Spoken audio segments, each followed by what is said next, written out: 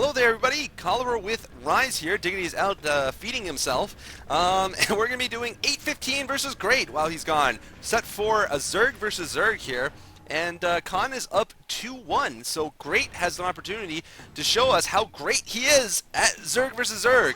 And 8:15 has the opportunity to show us that we have a reason to remember his name, which is 3 numbers. That's right, 8:15. Why do we need to remember you? Well, you better beat Great and let us know. You know what's actually kind of funny is, excuse me, this game was played on 5:18, which is 8:15 backwards. Oh.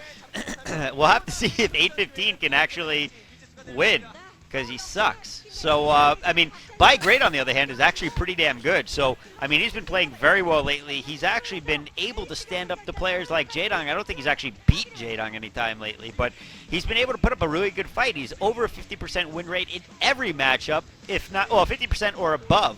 So, definitely not a bad player, and maybe one of Samsung Khan's up-and-coming stars. And, you know, certainly beaten a lot of good players in his time. 8:15, of course, is the Terran player, I believe. Oh, wait, no. They're both Zerg. Sorry. He's a Zerg player. This is Battle Royale. I'm totally out of whack here. And of all players that he's beaten, you know, 8:15 is not going to be a tough one. He's beaten July. He's beaten Calm. He's beaten Peace, whoever the hell that is. He's beaten Savior. I mean, so certainly he's got some big names under his belt already.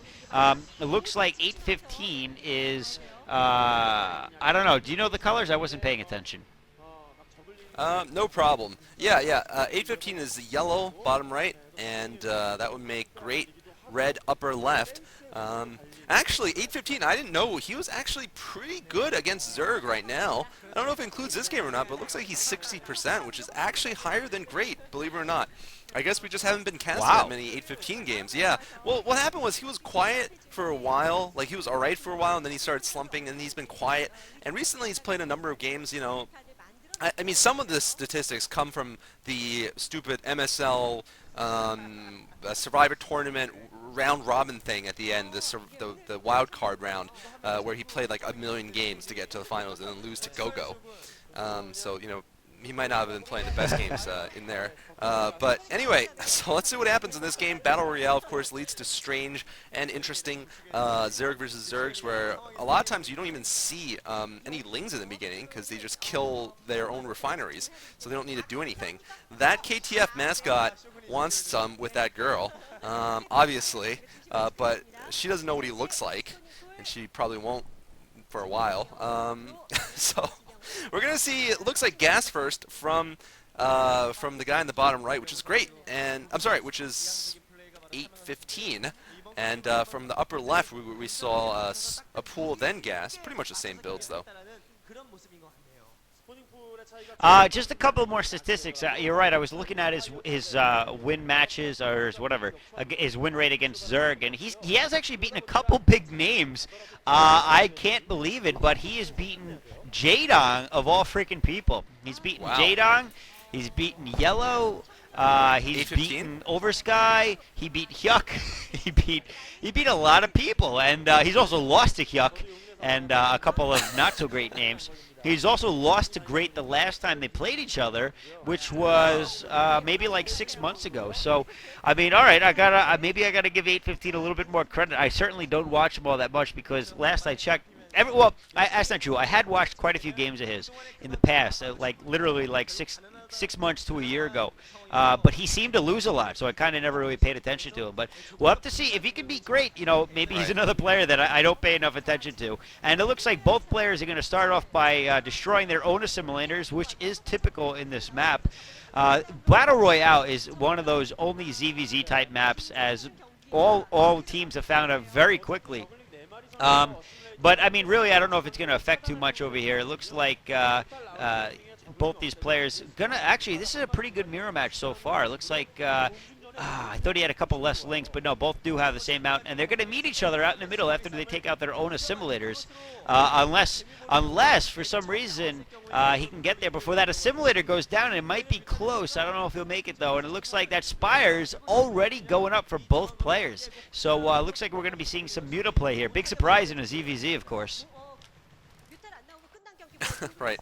Oh, but look at this! 815 actually Ooh. manages to run 3 lings through, and neither player has speed, nor will they be coming out with speed anytime soon, probably because they weren't even thinking about using lings very much. But right now, there's 2 lings inside of Great's base, although not necessarily going to do much damage. It is going to get a scout, and it's going to be annoying, but we'll see if he can manage to pick off a drone or two. It looks like no. That one ling got killed, so that means pretty much this ling run by didn't do anything, actually.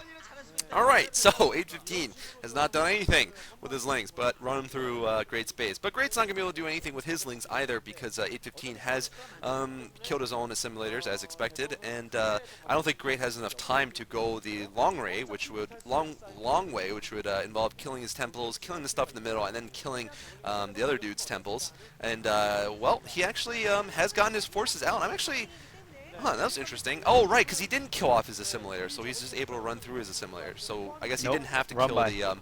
yeah, right, because he didn't actually finish it off. Anyway, though, it doesn't matter. Mutalisks are probably going to decide the issue here, and both players are probably going to have almost the same number of them.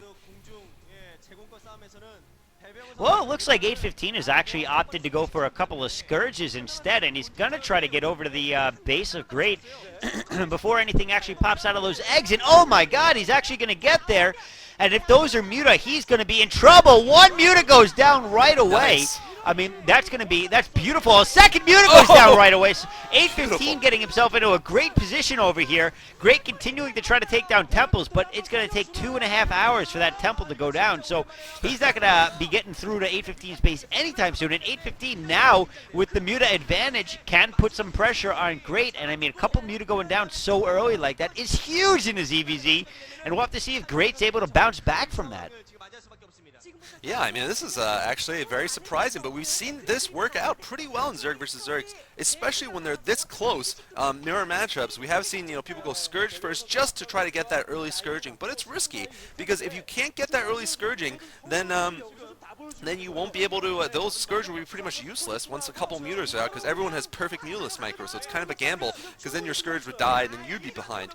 There's both coaches looking intently at each other, and at the screen, of course, and wow, look at that. 815 already over the natural. He's going to pick off 2 drones before flying away, it looks like, and that's 2 drones that just, out of maybe a dozen at most. So that already has given him a pretty significant advantage, and you're right, these Lings are taking a century to kill off these damn temples. They're still working at it. I forget how many hit points it has, but it's got like something ridiculous, like either 5 or 10,000 hit points. And I mean, yeah. Lings do what, 5 damage a hit, or 4 or 5, I forget. And I mean, it just takes forever for them to kill things. And now, it looks like Great is actually going to try to do some damage of his own. It looks like he's going to be able to he gets 1 drone right away there. Not able to get a second one. Looks like he does land a couple of Scourge, takes out a Muta. But I got to say, 815 actually doing a pretty good job of micro him now that he's actually been able to have some time to really do some damage. And now this is going to be the deciding factor right here. Who's going to come out ahead in this Muta versus Muta battle? Neither player with any Scourges. A couple of Scourges coming now, going to force back 815. 815 actually taking out both Scourges, it looks like. First one, second one goes down. Yeah, doing a great job. But of course he takes hits from the Mutas when he does that. But it looks like he's going to just barely come out ahead as he picks off the last couple of Muta from Great. And yeah, he does. So 815 actually, oh no, he doesn't pick up that last one, but 815 in a great position right now. Yeah, I mean, when those battles are that close, I mean, it comes down to that infinitesimally small micro at the end that you saw there from 815, where he basically did a little bit of micro on the individual Mutalisks of Great, and that, I think, helped him win, because Great was not focusing fire, whereas 815 was able to focus fire and kill off Mutas faster. And right now, we're seeing just Scourge from Great. Great, who usually is considered a very good Zerg versus Zerg player, but evidently 815 isn't too shabby himself. He's going to be inside of Great's base right now. He's doing a good job, I gotta say, against all these Scourge. I mean, as you could see, just as I say that, he does get hit with a couple. He's trying to bring in some more Scourge of his own. Right now, just a running, flying battle here. And I think, once again, 815's up by just 1 Mutalisk, but that makes all the difference. Inconceivable. It looks like he is going to actually win this match after all, picking off another 4 drones. Oh, man. Yeah. That is going to hurt, and really, there's no way that Bygrade is going to be able to get back into this match at this point. Even going for the counter, he's just, if it were a pure elimination race, he would be taken out first. So, I mean, this is going to be, and you can see how badly damaged those mutas are as well. And, oh my God, I'm on TV. So, I mean, this is going to be it for Great, I think. I don't think there's any way he's going to be able to bounce back. I think I said that like 5 times now, but 815's won this game. He's certainly going to come out with a GG here. Yeah, he is.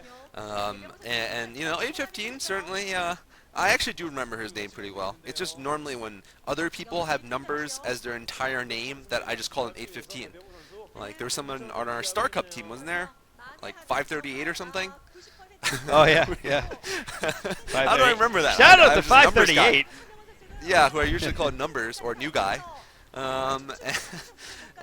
He's not 815, but he might as well be. So yeah, 815 is going to win this game all over the natural, killing off the gas drones for like the 5th time in this game.